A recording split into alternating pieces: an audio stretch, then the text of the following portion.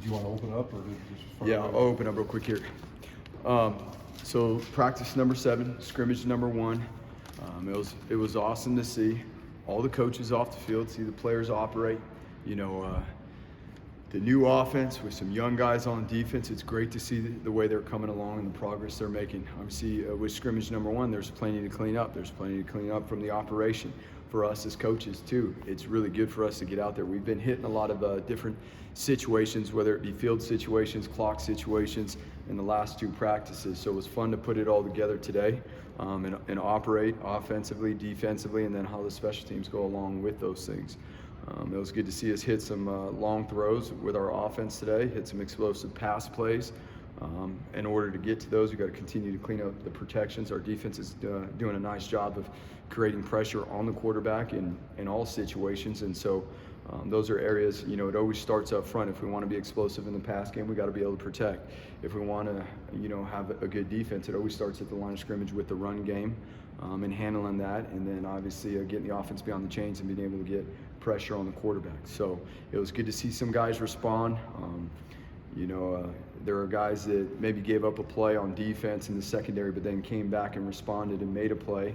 A couple times early on in the scrimmage, the offense moved the ball down the field pretty quickly, but the defense held up in the red zone.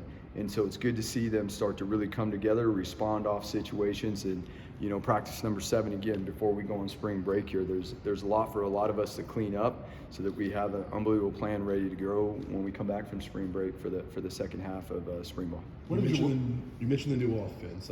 How the guys on that side of the ball look today? They did a good job. I mean, there's things, again, that being it's practice number 7, and there's things that we will come out of the first half of spring ball with an emphasis in certain areas to clean up. Again, it's always going to start with the operation. Everybody, it's the schemes, it's putting in new plays, it's, all this stuff, but we can't forget, we got to learn signals, new signals and operation within, and then so guys can line up and play fast and use the different, let's just call it the different weapons, that the offense has in the pre-snap, whether it be tempos or movement or whatever it may be. And so they're growing along with that and getting used to it, and it's been a blast and fun to watch these guys grow. Did you learn anything about your team today, whether it was collectively as a team or a couple of individuals? You learned something about that today under these circumstances and conditions? Big picture wise, again, it went back and forth today. There were some explosive plays on offense. The defense would respond, and get a negative yardage play, get themselves back in front, of the chains. Not great field position, but responded. Those things were awesome to see. Which that is the biggest thing. That's the competitive nature right now. Things are going good, foot on the gas, no brakes, keep on going. Things aren't going good, it's about creating those momentum and what are the things that we got to fix in real time right now so that we can create momentum and go. And so the quarterbacks did a solid job. Taylor was up around the 70% mark with his completion percentage, and the rest of the quarterbacks were pretty high too with it. TG was at 73%, 14 and 19. CJ was, 4 of 5, and Mad Dog was 6 of 10 there. So, pretty solid day in terms of the accuracy and getting the ball out and getting the ball to the thing that I always look for too is, are we spreading it around? The wide receivers getting their touches, the tailbacks, the tight ends, and it will continue to be a huge emphasis for us to get the tight ends even more involved in the pass game. I know it's early, but is there a quarterback rotation you're experimenting with the two? So the twos, Mad Dog and CJ are bouncing back and forth right now. Being in spring ball, we have 2 groups that we operate with, so they share the reps with the twos. And they both, again, when you look at it and analyze it, there's things that they've both done well certain days. There's things that they don't do well. Every rep is a learning opportunity for these guys. It's not the fact that it's a new offense or anything like that, but it's learning the game, being able to apply what you know in real time, and not only lead yourself, but obviously lead the others around. A lot of young defensive linemen getting some playing time right now, right? Who in that group stood out to you today? Well, I will say this. I mean, Braxton has done a nice job here in the first half of spring ball. He's done a really nice job. Mike Callahan has done a nice job up front, and Ahmed has been playing some field side end and been disruptive to the field side. And it's awesome to see these guys compete. Tyler Weegas coming in here and getting quality reps and doing some good things at the field side end position as well. And into the boundary side, it's like we said, it's similar to the way we ended the season. Cortez is over there to the boundary side, improving and using his experience from the last stretch of the season to really grow forward here in the spring. And again, it always starts for these guys in the front. It always starts with a run game. We do the better job we do in the run game, we get the pass rush more, and that's ultimately what all D linemen want to do. So we just got to keep on building the discipline and the habits in the run game. You lose a guy like Scott Matlock. I mean, how important is it for a leader to evolve in that defensive line group? He said to tell you guys hi, by the way, because we were just out there working on some things for Pro Day. But it's a big deal. You go out there the first day of spring ball, and it's like, where's number 99 at? And that's the thing about college football. You have guys graduate, you have guys go on to the NFL. That's what it's supposed to look like, and it provides a new opportunity for new guys to step up. Number one, lead themselves, and then start to lead the room in their own way. We're not asking anybody to be Scott Matlock. We're asking guys to grow and thrive and find their own path and to create an impactful role. Taylor Green, what are his priorities? Going back to the beginning of spring, what are his priorities for these 15 practices? Well, number one, getting his feet grounded in this offense. There's a lot of things that we can do in this offense, but whether it's offense, defense, or special teams, it's always about the personnel. What does our personnel do well? And in particular at this position, how are we going to move the ball? What are the things that we can do well to spread the ball around, in the run game? What does it look like in the pass game? What are the things that we are efficient with? And it's not only TG, but it's also obviously the O-line and protections and things like that. There's a variety of protections that we have that we've got to continue to clean up. But for Talon, and really all the quarterbacks, it's being able to stay on time, and that always starts in the pre-snap with having a great idea and feel for what the pre-snap shell is, and where we are going within our progressions. And another big thing for us too with TG is his ball security. When we all know he's an effective ball carrier and he can be explosive, and making sure that we are taking care of that ball at all times. What do you see in terms of the bond, the relationship building between TG and Bush on and off the field now? Yeah, the thing that I like to see that is awesome is that our quarterbacks are hungry for the instant feedback, and Bush gives that instant feedback. That's what they're used to getting, and it's simple, it's concise, it's the buzzwords.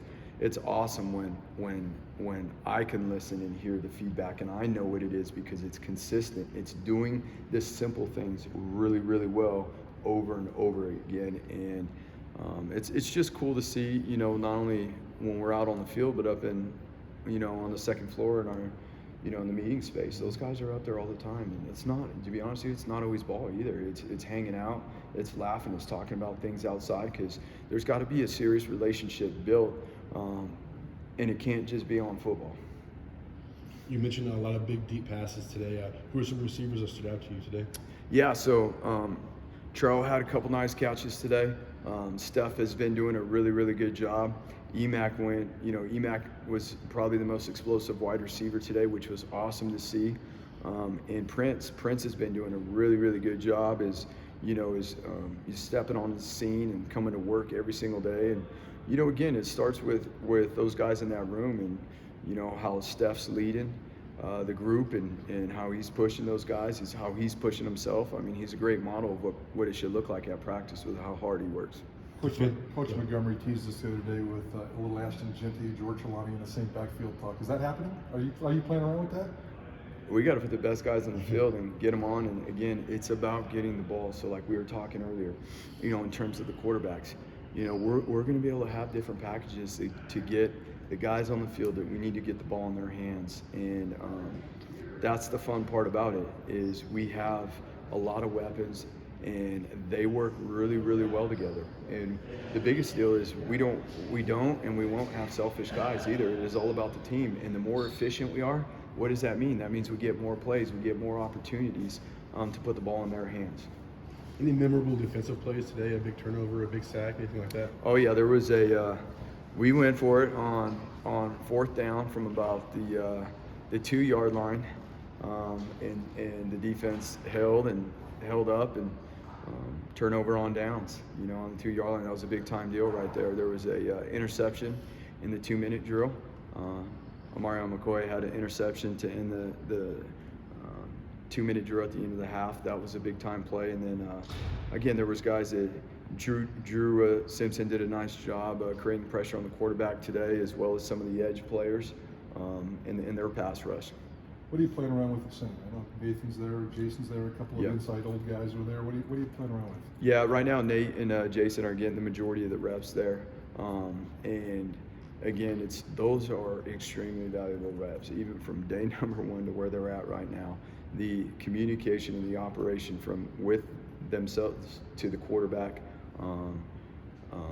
there's been a huge emphasis on that, and especially how we structure practice and making sure that we're banking a ton of reps. It doesn't always have to be in team situations. It can be in group periods where the O-line's identifying fronts and communicating, whether it be in the run game or the pass game. We don't always have to take those full speed physical reps. It's about banking those mental reps. How about left tackle? Who split reps there today? Yeah, so Cord has been in there. Rick Moore has been in there as well.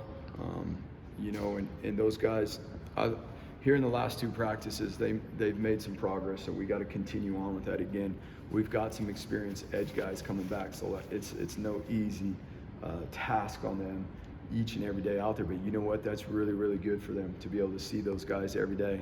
And you know what? The thing that this game requires is to be a competitor, and to be a competitor is to be able to respond and have real confidence to be able to come back, to learn and grow, and then go apply it and compete. Who are you playing around with on the right side, right tackle? On the right side, Joe's been over there on the right side, handling those guys. And for the most part, I mean, for us in the movement up front with the O-line, I mean, the biggest thing is that we create consistency so that guys can communicate together. Because our defense is going to give multiple fronts, right? That puts a lot of stress mentally too on guys. They have to get on the same page very, very quickly. If they don't, then it's going to be difficult when that ball is snapped. And so, the biggest thing has been, the guards and those guys being able to communicate from there on out to the centers, and, Ben playing guard and Garrett playing guard right now. And that experience inside right there, those guys have got to step up and be the foundation on the left and on the right side. And as we continue to grow, that as we continue to work, those two will help us grow. About a dozen new guys, the early enrollees, the transfers. You mentioned Prince. Who else overall in these first several practices, the new guys are standing out?